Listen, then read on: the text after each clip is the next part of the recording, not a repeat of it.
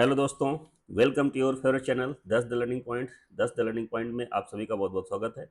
आज हम लोग पढ़ने वाले हैं लेक्चर नंबर 3 में कूलाम्स लॉ। लास्ट लेक्चर पे हम लोगों ने पढ़ा है चार्ज एंड उसकी प्रॉपर्टीज, एंड उसके बाद सेकेंड लेक्चर में हम लोगों ने पढ़ा था चार्जिंग ऑफ कंडक्टर, या कैसे चार्ज करते हैं किसी चीज को। ठीक है, तो सारी चीजें अभी तक लेक्चर नंबर 1 और लेक्चर नंबर 2 में दोनों में हो चुका है, जिसमें हम लोग कंडक्शन वगैरह इंडक्शन सब कुछ पढ़ चुके हैं।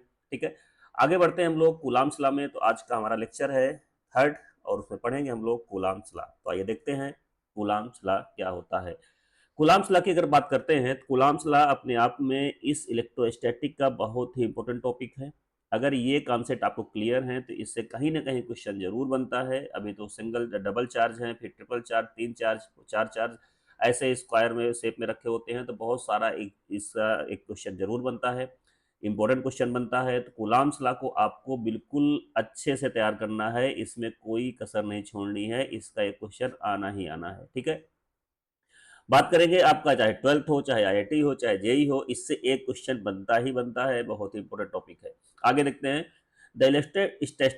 The electrostatic force of attraction और repulsion between two stationary point, मतलब दो पॉइंट कहीं पर रखे हुए हैं। सपोज दैट अगर ये दोनों पॉजिटिव चार्ज हैं तो आपस में क्या करेंगे, रिपेल करेंगे। आपको बताया गया कि अगर दो पॉजिटिव चार्ज कहीं रखे होते हैं तो वो एक दूसरे को रिपेल करते हैं। अगर यहीं पर कहीं दो निगेटिव चार्ज होते तो वो भी रिपेल करते, ये पहले ही लेक्चर में हमने समझाया था। और लेकिन अगर एक पॉजिटिव हो और एक निगेटिव हो तो उनमें फोर्स ऑफ अट्रैक्शन होता है। ठीक है, ये चीजें आप समझ चुके हैं। वहां भी हमने बताया था कि इस चीज का यूज हम लोग कूलाम्स लॉ में बहुत बेहतरीन तरीके से समझेंगे। तो समझिए, इलेक्ट्रोस्टैटिक फोर्स ऑफ अट्रैक्शन और repulsion between two stationary point charges. ठीक है, point charges is directly proportional to the product of their charge. हम यहाँ कह सकते हैं कि जो एफ है, जो फोर्स लग रहा है एफ, वो directly proportional to Q1 and Q2 है। पहले इक्वेशन आ चुकी है।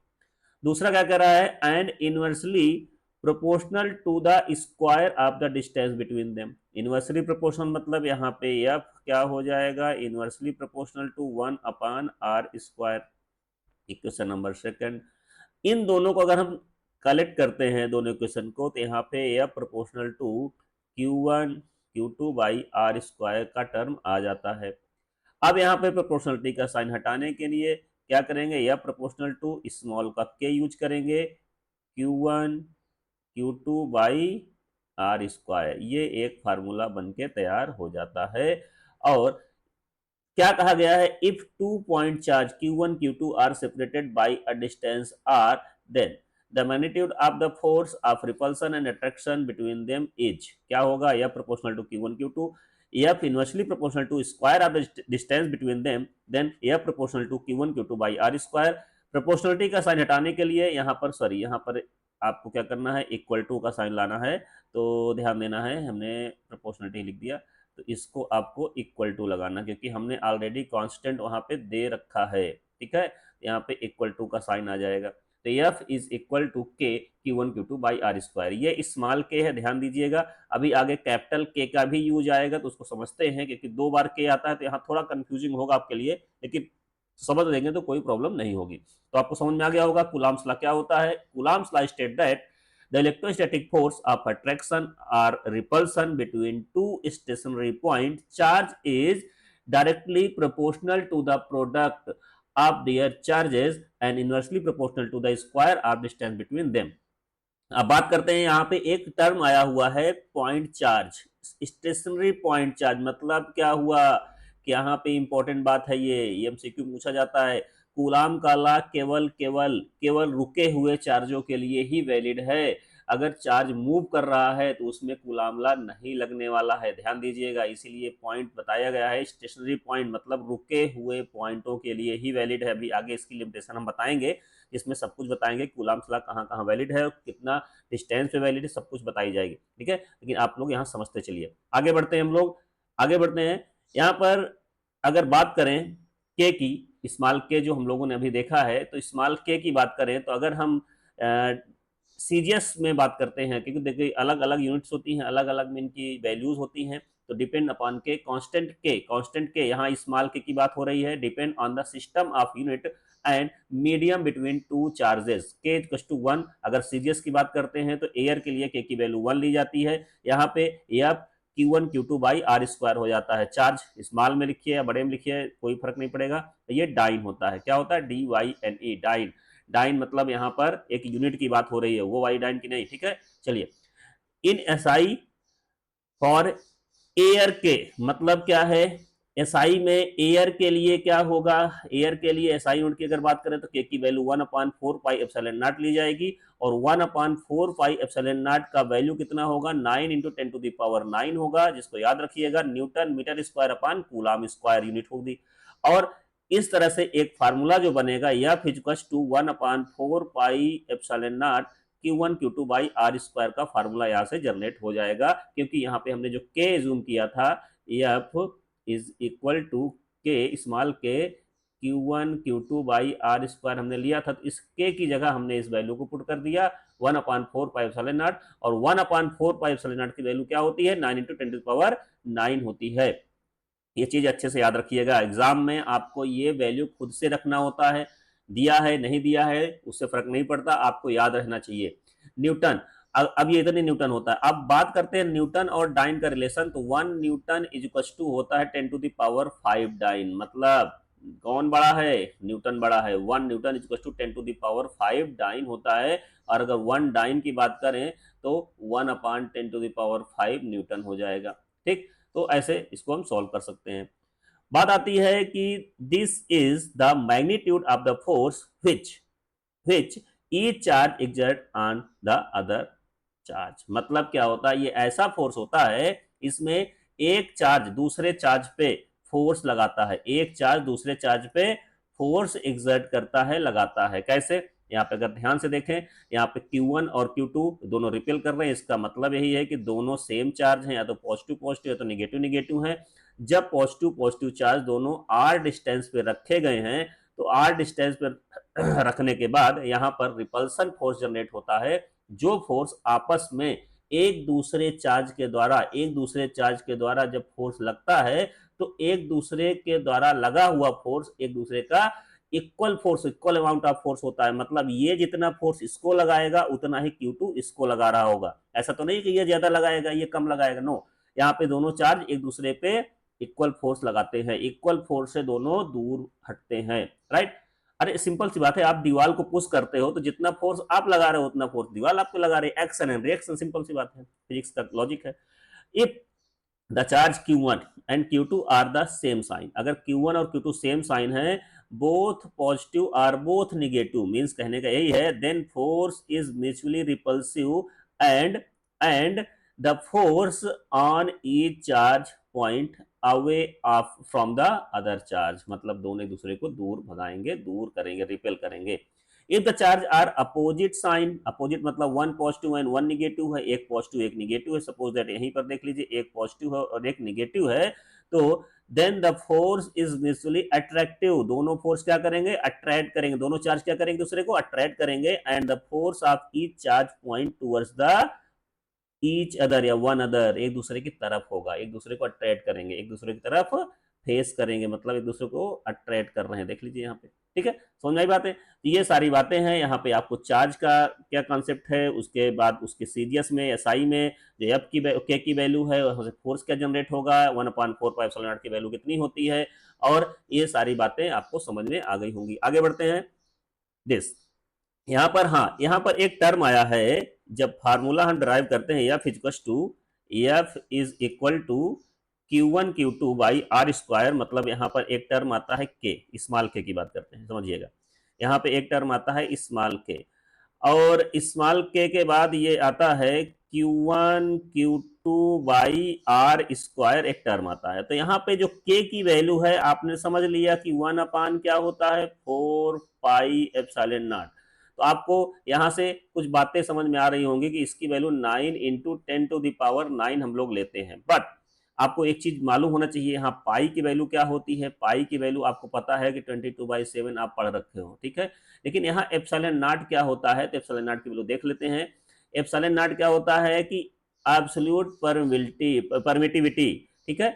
एब्सोल्यूट परमिटिविटी होती है ऑफ द एयर और फ्री स्पेस। अब ये फ्री स्पेस या एयर में इसकी वैल्यू कितनी होती है 8.85 into 10⁻⁻12 coulomb square upon newton metre square होती है।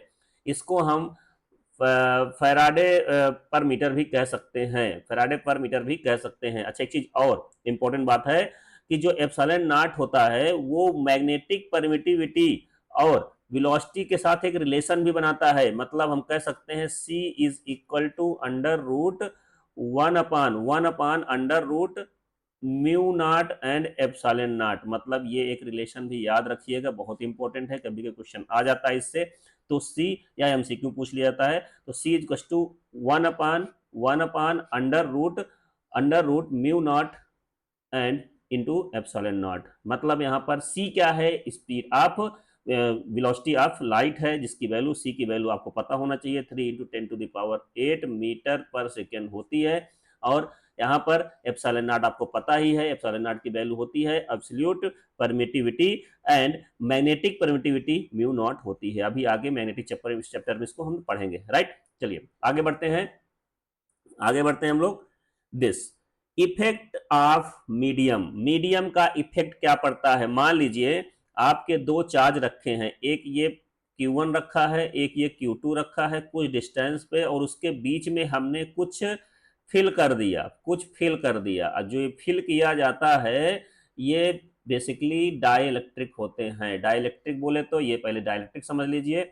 डाइलेक्ट्रिक होता है, a dielectric is a type of insulating material. इसको क्या बोलते हैं, इंसुलेटिंग मटेरियल बोलते हैं। Does not allow electric current to flow but it can store electrical energy. ये इलेक्ट्रिक करंट तो फ्लो नहीं कर सकते, लेकिन इलेक्ट्रिकल एनर्जी को स्टोर कर सकते हैं when placed in a electric field, जब इलेक्ट्रिक फील्ड में प्लेस किए जाते हैं।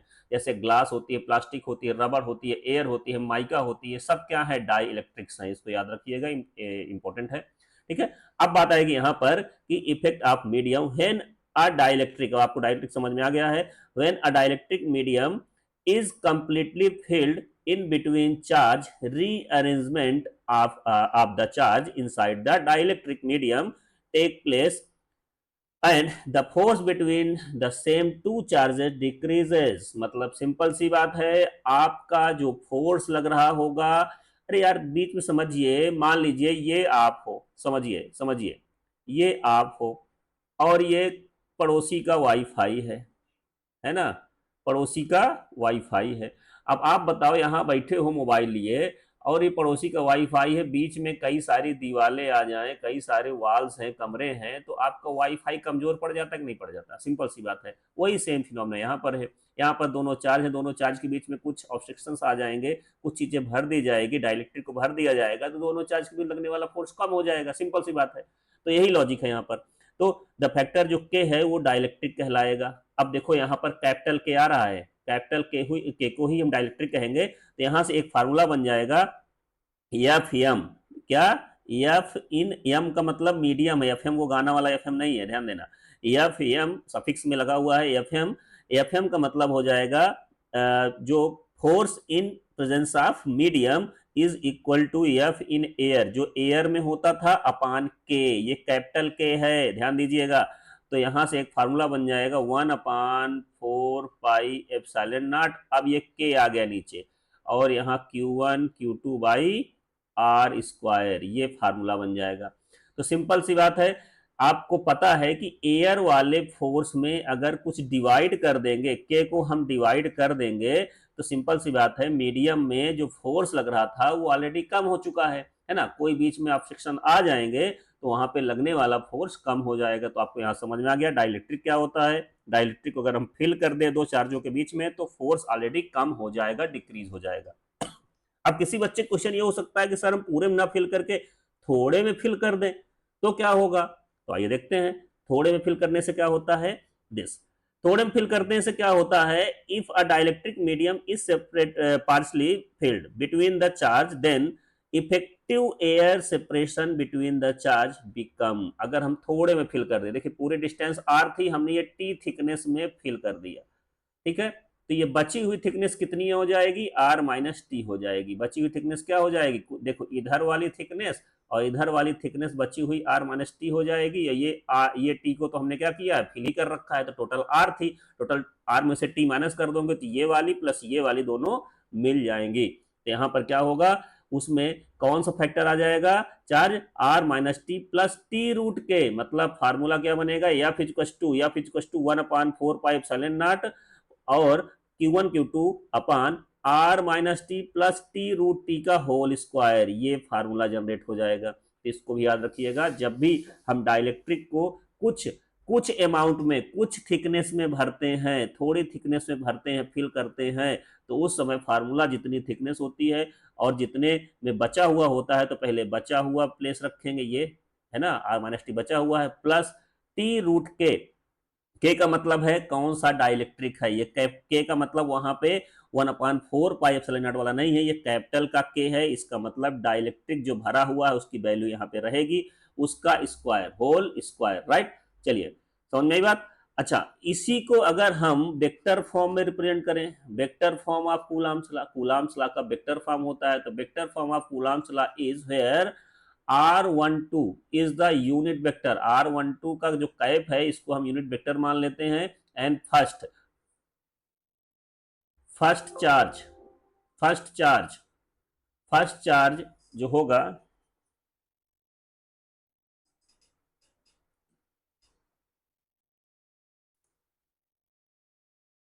चलिए यहां से थोड़ा सा, चलिए यहां पर क्या है, the from the first charge, अब यहां पे first charge second charge along the line joining of the two charges, क्या हो जाएगा, टू चार्जेस के बीच में यहां पर दो चीजें होंगी। अब यहां पर F12 की बात करते हैं तो K Q1 Q2 by are cube, के Q1 Q2 by r square होना चाहिए, मिस्टेक से क्यूब लिख गया, ध्यान दीजिएगा, इसको आर स्क्वायर होना चाहिए।